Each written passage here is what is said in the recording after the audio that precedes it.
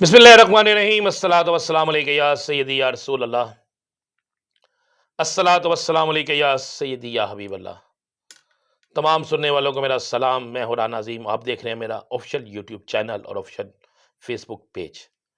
अगर आपने मेरा चैनल सब्सक्राइब नहीं किया तो सब्सक्राइब करें, क्योंकि इसमें आपको वो खबर मिलेगी जो किसी के पास नहीं है। और मेरे फेसबुक पेज को लाइक करें। आज का दिन मैंने सुबह पहला व्लॉग किया, आपको मैंने हल्कों की, पाकिस्तान के तमाम हल्कों की सूरत हाल आपको बता दी।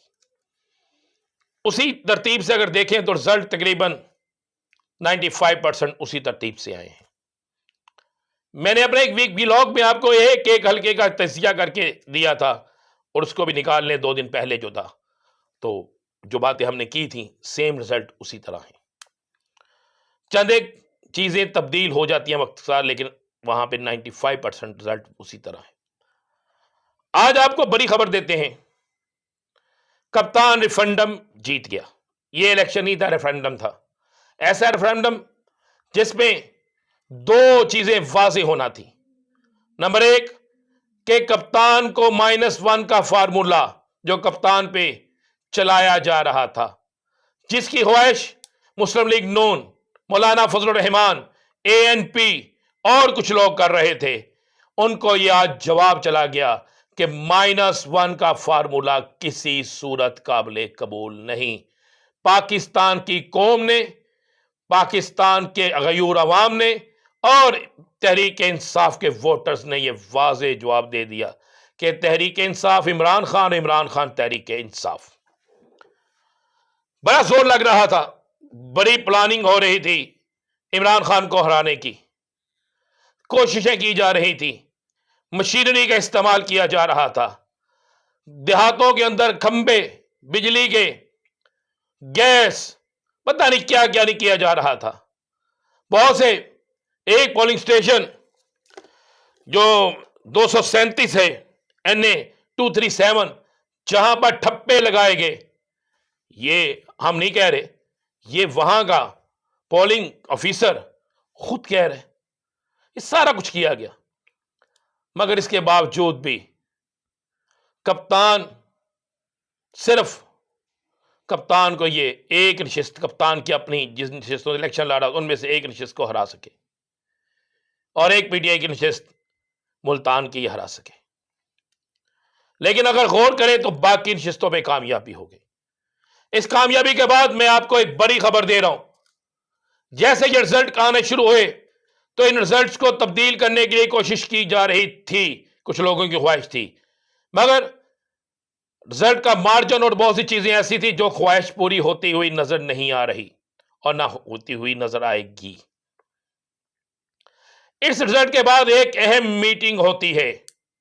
यह बड़ी खबर है, गौर से सुनिएगा। इन रिजल्ट के आने के बाद एक अहम मीटिंग होती है।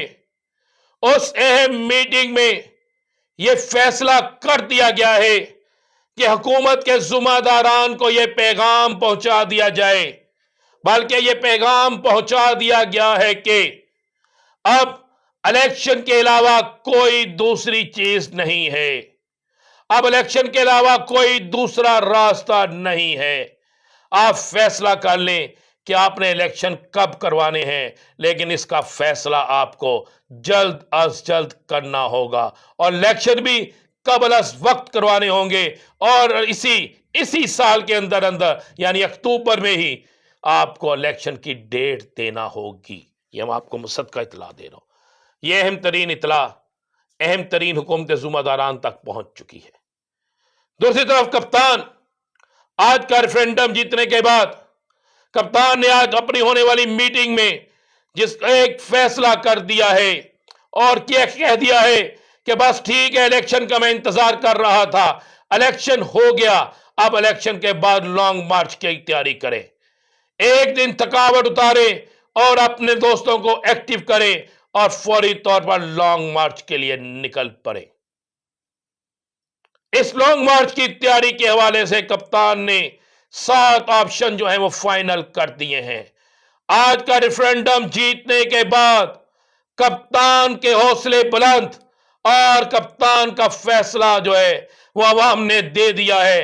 अब कप्तान का लॉन्ग मार्च पाकिस्तान की तारीख का बड़ा लॉन्ग मार्च बनने जा रहा है।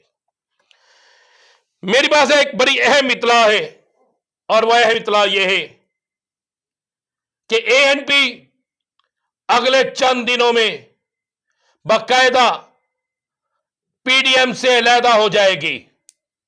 खबर दे रहा हूं, एएनपी अगले चंद दिनों में पीडीएम से अलहदा हो जाएगी। एमकेएम को पीडीएम से अलहदा होने के लिए उनके कारकुनों ने वाज़ेह तौर पर कह दिया है। 9-0 पर उनके कारकुनों ने यह वाज़ेह कह दिया है कि आपने सियासी जमात का जनाजा निकाल दिया। एमकेएम आज इस इलेक्शन के बाद बल्दियाती इलेक्शन भी जीतती हुई नजर नहीं आती, लिहाजा हुकूमत का साथ छोड़े तो फिर हम आपके साथ चलेंगे। ये एमकेएम पे प्रेशर आ गया है और एमकेएम के अंदर भी सख्त लड़ाई शुरू हो गई है। और इस रिजल्ट को देखने के बाद पीडीएम के बहुत से अहम रहनुमा जो हैं उन्होंने बाकायदा ये बैठकर सोचना शुरू कर दिया है कि हमारे साथ हो क्या रहा है, हमारे साथ गेम क्या हो रही है, हमें कौन हमारे साथ ये गेम कर रहा है। बल्कि मौलाना फजलुर रहमान जो है वो तो ये कह रहा है कि मेरे साथ गेम हो गई, जबकि एमल वली खान ने अपने करीबी साथियों को कहा है कि हमें मौलाना फजलुर रहमान इस्तेमाल कर गया और उसके वोट हमें नहीं पड़े। दूसरी तरह मौलाना कासिम ये कहते हैं कि हमें एएनपी को और मुस्लिम लीग नून के वोट नहीं पड़े। जबकि इस पूरे इलेक्शन के अंदर सबसे बड़ा नुकसान अगर किसी सियासी जमात का हुआ है तो मुस्लिम लीग नून है। कि मुस्लिम लीग नून के साथ वो हुआ है कि मुस्लिम लीग नून का पंजाब के अंदर तो पहले ही सियासी कबारा हो चुका था, अब उनका बाकी जगहों पर भी सियासी जनाजा निकल गया है। मुस्लिम लीग नून के अंदर अब वाज़ेह तौर पर यह बहस शुरू हो गई है कि हमें खुलकर यह फैसला कर लेना चाहिए कि हमने अकेले लड़ना है या पीडीएम के साथ मिलकर लड़ना है। और अगर पीडीएम के साथ मिलकर लड़ना है तो हम कभी नहीं जीत सकेंगे। हमने अकेला लड़ना है तो फिर हमें अपनी पॉलिसी और हमें अपनी बहुत सी चीजों को तब्दील करना होगा। मुस्लिम लीग नून कि 2 से 3 नशिस्तें मुस्लिम लीग नून की आबद शेर अली का इलेक्शन हारना, मुस्लिम लीग नून के किशन शाह मंसब अली का इलेक्शन हारना और मुस्लिम लीग नून के खानेवाल और चिश्तिया से इलेक्शन हारना, ये एक ऐसी मुस्लिम लीग नून के लिए खतरनाक है कि उनका ख्वाब भी चकनाचूर हो गया पंजाब की हुकूमत का और उनका सियासी मुस्तकबिल भी वाज़ेह तौर पर अंधेरे में चला गया। बाकी नून लीग की एक मीटिंग में यह देखा गया, यह सुना गया कि वहां पर ये उनके मुख्तलिफ लोगों ने यह कहा कि लगता है कि सारी हुकूमत के मामलात में अगर कोई शख्स अचीवमेंट कर रहा है तो वो उस शख्स का नाम जो है वो आसफ अली जरदारी और पीपल्स पार्टी है। नुकसान हमें हो रहा है, हमें फैसला कर लेना चाहिए पीपल्स पार्टी से जान छुड़ाने का। मगर बड़े मियाँ साहब अभी इस पर तैयार नहीं है। बड़े मियाँ साहब अभी अपने बहुत से मामलात को दुरुस्त करवाना चाहते हैं और वो समझते हैं ये सारे मामलात पीपल्स पार्टी के जरिए ही हल हो सकते हैं। आने वाला दिन बड़े अहम तरीन दिन है। आपको बड़ी खबर दे दूं एक और, कप्तान ये फैसला कर चुका है कि जो बाइडेन के बयान के बाद अगले चंद दिनों में जो बाइडेन के खिलाफ और पाकिस्तान के एटमी कुव्वत के मुहाफिजों के हक में कप्तान एक बड़ा बयान देने जा रहा है और बड़ी रैली भी निकालने का फैसला कर रहा है। लेकिन एक फैसला हो चुका, कप्तान ने आज के रिजल्ट के बाद यह फैसला कर लिया है कि अब मुझे कोई रोके या मुझसे कोई बात भी करे तो हर सूरत में मार्च होगा।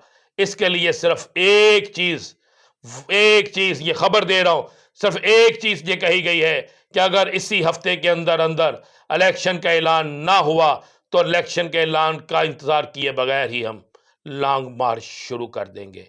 और कप्तान के लॉन्ग मार्च पर अगर हुकूमत यह समझे कि उन्हें किसी और तरफ से सपोर्ट मिलेगी तो ये मुमकिन नहीं है। हुकूमत ने कल एक अहम इजलास बुलाया है, उस अहम इजलास में नई विचार क्या चलने वाले हैं इस हवाले से आपको अहम तरीन खबर देंगे। कल के व्लॉग पे इंतजार कीजिएगा। खुदा हाफिज।